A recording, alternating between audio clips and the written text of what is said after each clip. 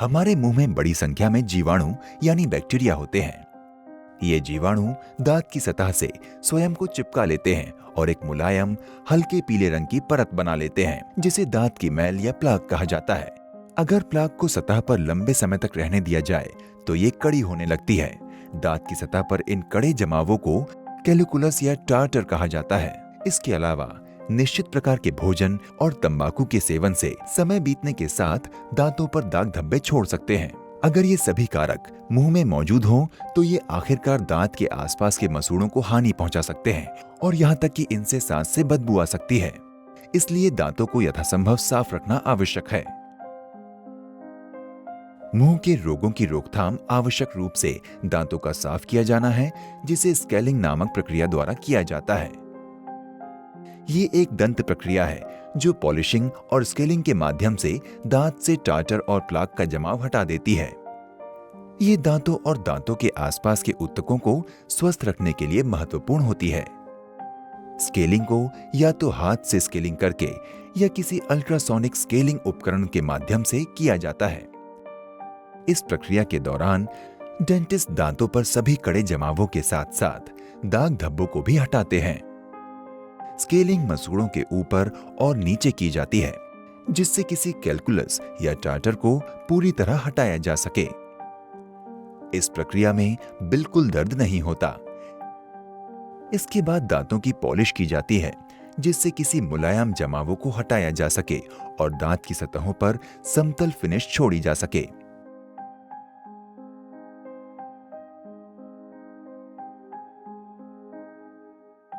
Polishing किसी घिसने वाले polishing paste और मुलायम ब्रश का उपयोग करते हुए की जाती है।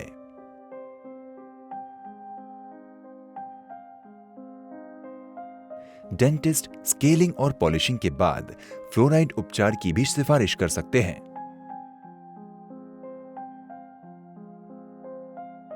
स्केलिंग दांत को सफेद बनाने की तरह नहीं है, क्योंकि इसमें किसी ब्लीचिंग एजेंट का उपयोग नहीं किया जाता। आपके डेंटिस्ट को इस संपूर्ण प्रक्रिया को पूरा करने में प्रायः 20 से 45 मिनट लग सकते हैं। यह आपके दांतों पर मौजूद कैलकुलस या दाग धब्बों की मात्रा पर निर्भर करता है। इसके अलावा यह प्रक्रिया एक बार में पूरी की जा सकती है या इसे अनेक बार में पूरा करने की जरूरत हो सकती है। प्रत्येक रोगी को सलाह दी जाती है कि वो हर 6 महीने में अपने दांत साफ कराए, लेकिन दांतों की सतहों पर जमावों के जमने की दर के आधार पर डेंटिस्ट को रोगियों को कम अंतरालों पर भी बुलाना पड़ सकता है। कुछ सेंसिटिविटी महसूस हो सकती है, क्योंकि दांत सफाई करने के बाद अपने आसपास के स्थान के संपर्क में आ जाते हैं। बहरहाल ऐसा अस्थायी रूप से होगा और कुछ ही दिनों में ऐसा होना कम हो जाएगा। एक गलतफहमी ये भी है कि स्केलिंग से दांतों का एनामल हट जाता है। ये सच नहीं है। अल्ट्रासोनिक सफाई अधिक ऊर्जा के कंपन द्वारा की जाती है, जिससे अतिरिक्त जमाव दांत की संरचना से अलग हो जाते हैं। ये उपकरण दांत को काट नहीं सकता।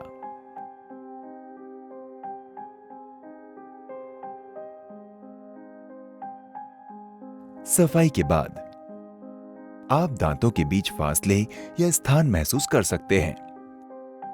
ये स्थान पहले से मौजूद थे, लेकिन ये टार्टर से भरे हुए थे। इन स्थानों का रखरखाव दांतों के बीच किए जाने वाले ब्रशों और फ्लॉस से किया जाना चाहिए, जिससे और अधिक टार्टर जमने की रोकथाम की जा सके। आपको मुंह की अच्छी साफ सफाई बनाए रखने के लिए इन निर्देशों का पालन अवश्य करना चाहिए। अपने दांतों को नियमित रूप से ब्रश से साफ करें।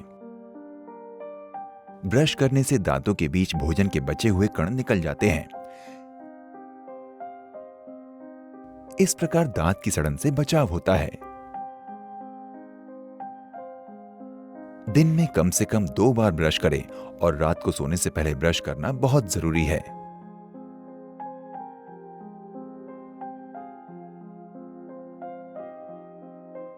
अच्छा आहार स्वस्थ मसूड़ों और दांतों के लिए सबसे महत्वपूर्ण है।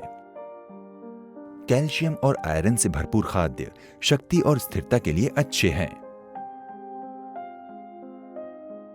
मीठे खाद्य और कैंडी तथा जंक फूड ना खाएं। कॉफी और शराब का अपना सेवन कम करें, क्योंकि इन्हें अधिक मात्रा में लेने से दांतों पर दाग धब्बे पड़ने की संभावना होती है। धूम्रपान ना करें और तंबाकू ना चबाएं।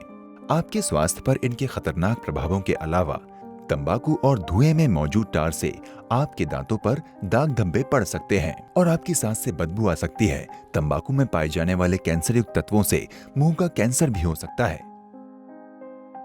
नियमित रूप से फ्लास करें। हालांकि ये बहुत से लोगों के लिए आम क्रिया नहीं है, फिर भी फ्लास करने से भोजन के वे कण निकल जाते हैं जो दांतों के बीच जमे हो सकते हैं। अगर इन कणों को ना निकाला जाए तो इनसे आपके दांतों में सड़न हो सकती है। अपने डेंटिस्ट से इसके बारे में पूछें कि किस प्रकार से फ्लास का उपयोग करें और इसे कैसे करें। अपने डेंटिस्ट के यहाँ नियमित रूप से जाएं। ये महत्वपूर्ण है क्योंकि आपके डेंटिस्ट आपके मुंह के संपूर्ण स्वास्थ्य की प्रगति का ब्यौरा रख सकते हैं और किसी विशेष स्थिति के उत्पन्न होने पर उपयुक्त रूप से सलाह दे सकते हैं।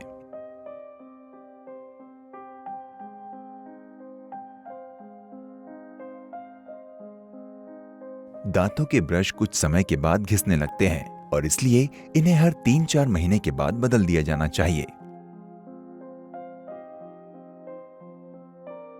दांतों का घिसा हुआ ब्रश आपके दांतों को साफ करने में कारगर नहीं होता और इसे फेंक देना चाहिए।